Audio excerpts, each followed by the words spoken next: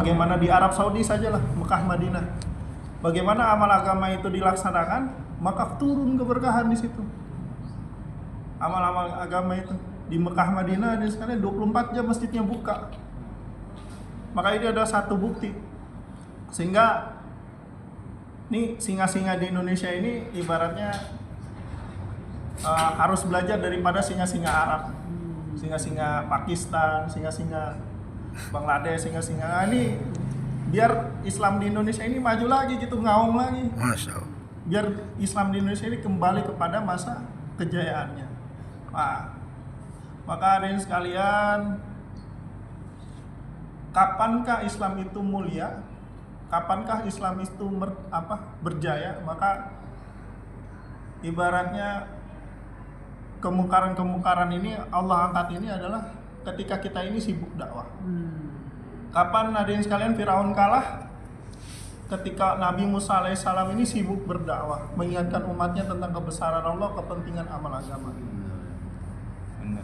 Maka kapan orang-orang kafir di masa baginda Nabi SAW ini kalah? Ketika Nabi buat dakwah, ketika Nabi sampaikan kepada umatnya inilah ajaran yang benar.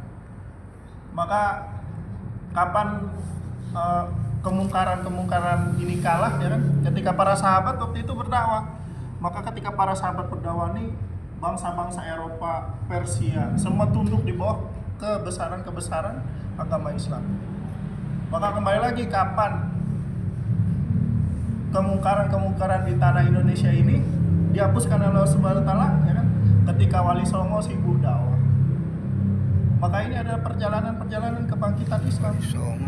Apabila umat Islam menyadari betul bahwa sesungguhnya pertolongan Allah Subhanahu wa taala kepada manusia ini hanya Allah letakkan pada amal-amal agama yang sempurna.